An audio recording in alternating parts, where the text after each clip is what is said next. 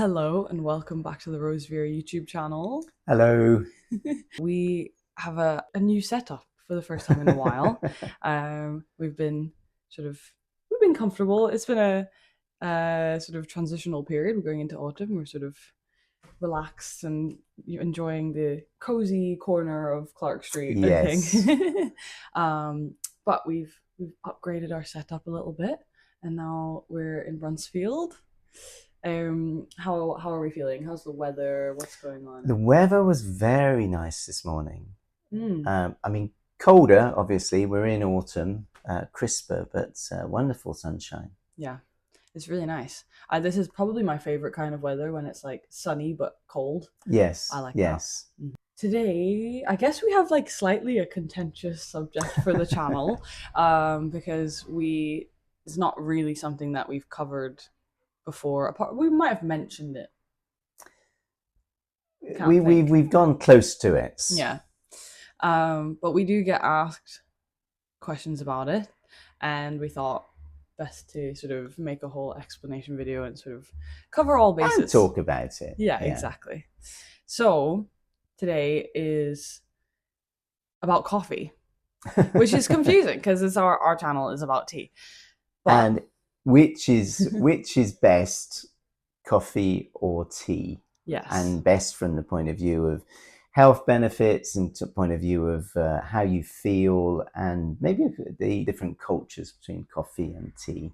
Yeah, because obviously like we are gonna be biased towards tea, duh, but there are a lot of reasons for drinking both, and everyone enjoys, a bit of both, or some people are lean one way or the other, and we understand that, and we thought we would talk about the differences and the pros and cons, I suppose. Yeah. So we're tea merchants. We only sell tea. Yes. But we love coffee as well. Mm-hmm. And the coffee culture is great. And I'm going to admit as well, I also watch coffee YouTube videos. I think they can be really interesting. And there are actually quite a few health benefits with coffee as well. Yeah, well, we'll get into that definitely. Yeah. We do. I was just saying before we start filming, I get asked a lot. People will come into the shop and be like, "Oh, do you sell coffee as well?" And we're like, no, sorry. Actually, if you're visiting, this is Brunsfield, and we have Broughton as well, near an artisan roast. Yeah, we do love them. Not only great coffee, but really nice people. Yeah, so shout out to Artisan Roast. Yeah. Usually if somebody comes in here and asks if we sell coffee, I send them over there. It's just a couple of doors away. So, yeah, exactly. Yeah. Makes sense. It's nice to have both of us nearby, I think, so that people can get their tea and coffee fixes very handily. Yeah. And there's a practical reason why a tea merchant shouldn't also sell coffee. And that's because of one of the really great things about coffee are those incredible aromas, but they are very powerful. So if you imagine people were opening sample jars and smelling different coffees, that's true. Then that would stay in the air and would interfere with the aromas from the teas. That's a very good point. And it does always kind of smell like coffee when you go into a coffee shop or a roastery and things like that. I mean, of course, you'd expect it to. It smells like tea in here. So plus, I think you want to go to a place where they know a lot about their thing. So, either they know a lot about coffee or they know a lot about tea. But if you're selling both, then maybe you know less about either. Yeah, that's true. You might have a sort of specialty. And especially with us, we only have one of us in the store at a time usually. So we wouldn't have a tea expert and a coffee expert at the same time. But yeah, so I guess we have like different sort of categories to get into. Yes, absolutely. So the first biggest point that probably comes up when the customers ask us this question about coffee and tea is about caffeine. So we've done other videos that cover caffeine, so I won't spend too long on that. But basically, coffee has about twice as much caffeine as black tea. And of course, green tea even less. And when we compare herbal teas don't have any caffeine at all. If we exclude yerba mate, of course. Yes, that's true. Yeah, and so if you're looking to have caffeine, then you might choose coffee. That Yes. seems fair. And if you're trying to cut down on caffeine, then switching to tea makes sense. Yes, it does. Yes, yes. There's also that aspect that we've spoken about before as well. Is this compound in tea called L-theanine, which makes you more alert, calms you down, but also reacts with the caffeine and means that the caffeine doesn't give you that peak, that nervous energy, and then the fall afterwards, the drop afterwards. So that's a big difference between tea and coffee. So coffee as a first drink of a day when you need to get started and get moving quickly, great. But if you're wanting a prolonged boost and alertness, then tea is your go-to. Yeah, I suppose even a lot of people drink both at different times of the day. Yeah.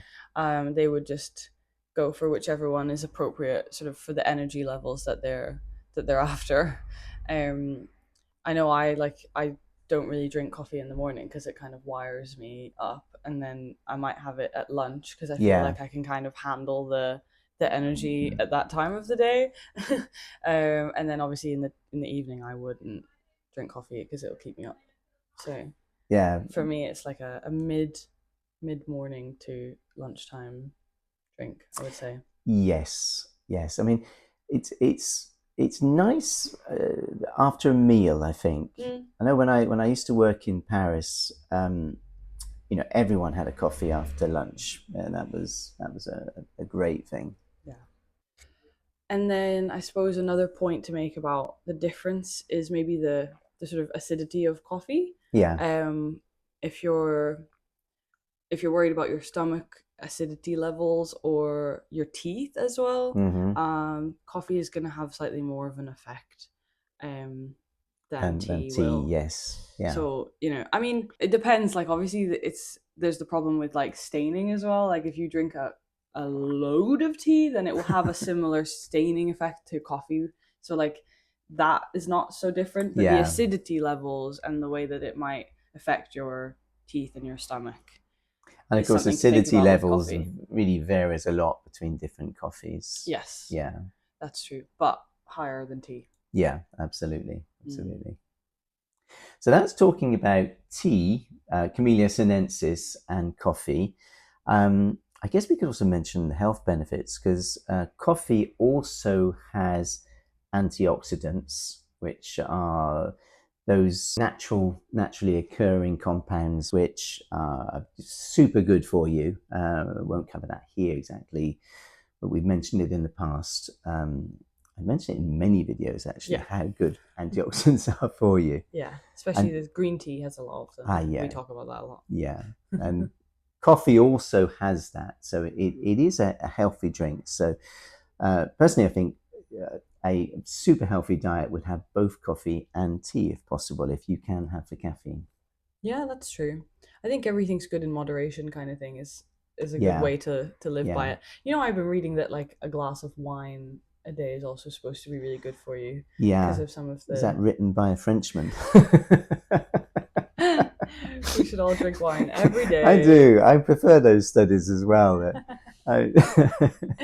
No, but it's supposed to have some really good health benefits. Not to get drunk, obviously, or to like constantly feel a bit hungover, but like, and it actually is the antioxidants which are the thing that's very good in a glass of wine. Yeah, there you go. We don't encourage drinking on this channel, though, obviously. No. We're not, that's not what we're saying. But coffee and tea in moderation, different times of day, with the different effects that they have. And then on top of the sort of the caffeine stuff that we're thinking about and those sort of antioxidant based things, why we're drinking it, herbal teas obviously have like a good benefit as well. I have so many health benefits in herbal teas. Yeah, digestion, exactly. Sleep and things. We're doing a video next week about anxiety soothing as well, I think. So that's another reason that you might drink herbal tea. So everything in balance, like coffee at a certain time, tea with caffeine and the L-theanine at a certain time, herbal teas to go to bed or whatever. You're figuring out what works for you and having all of them. Absolutely. And also you're choosing your teas, your herbal teas and your coffees, not just about the effects they have on you, but about their flavor. So you're wanting to drink something you find wonderful, and something also that pairs. So we did the video with the geranium chocolate. God, I can tell you that also goes very well with coffee. The geranium chocolate. I bet it would. Yeah. Yeah, and also I think there are certain things like cinnamon buns, for example, go really well with a coffee. Yeah. But then I think cake goes much better with tea. Yeah. It's coming up to lunchtime on Sunday, if you can't tell that we're hungry. Yes. Yeah, I mean, I'm always hungry, but yeah, it is, Yeah. Oh, we should mention what we're drinking, by the way. We haven't said. No, so this is Fujian Silk. So it's quite an autumnal tea, actually. It's black tea from Fujian, and there are notes of hazelnuts, which is why I think of it as an autumn tea. Yeah. And chocolate as well. Yeah. And could be an alternative to a coffee in some respects. If you're getting a tea for someone who only normally drinks a dark roast coffee, then a Fujian Silk could be a good one to get. Yeah, there's sort of depth and complexity in it is sort of similar to certain kinds of really nice coffees. I do recommend this one when people are trying to cut down on their coffee. Fujian Silk, or like Himalayan Sikkim as well. That sort of crisp, Chinese, interesting flavor that you get. Yeah. Yeah. And of course, some dark roast oolongs. That works really well for a coffee alternative. Definitely. Another difference between tea and coffee is the associated rituals, and there are lots of rituals with tea across the world. Actually, from the Japanese tea ceremony, wonderful Zen experience, and more popular with the popularity of matcha. Oh yeah.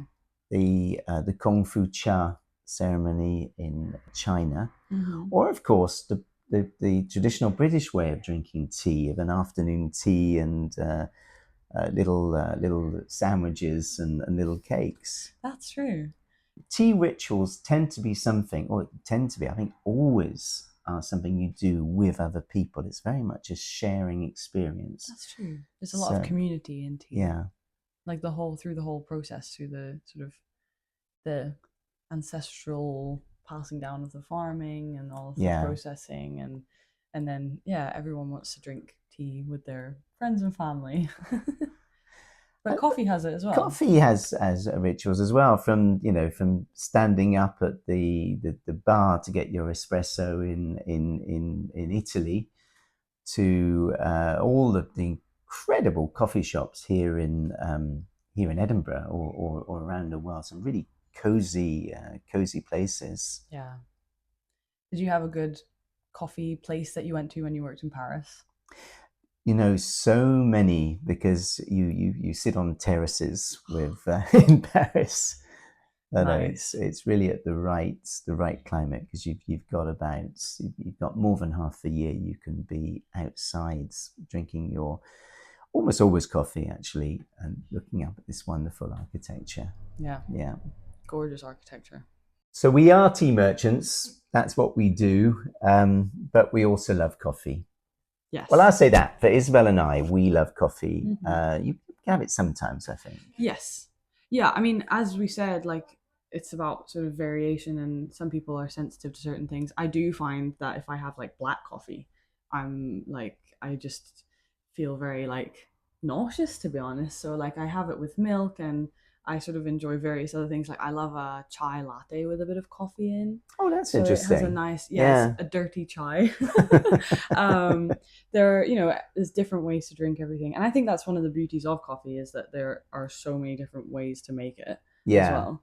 And for me, it was a learning process, because my dad is very into the just black coffee from Colombia and Peru. And I'm like, it's great, but I need to add some milk. But yeah, it's a great thing to have all the options, and we're never saying that you can't drink coffee just because you also like tea. Also, we mix up quite a bit with different coffee shops because Yeah. we're often supplying their teas, and they're all wonderful people working in the different coffee stores. Absolutely.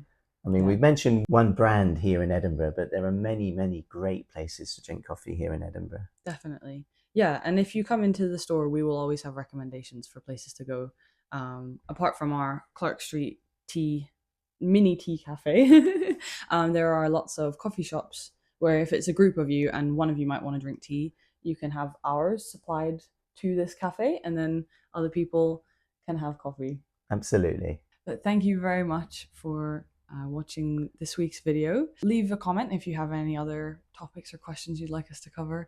Do leave comments about whether you like this style of video, and if you do like this style of video, are there other questions you'd want us to cover? Yeah, we're always open to suggestions. Yes, Definitely. we are.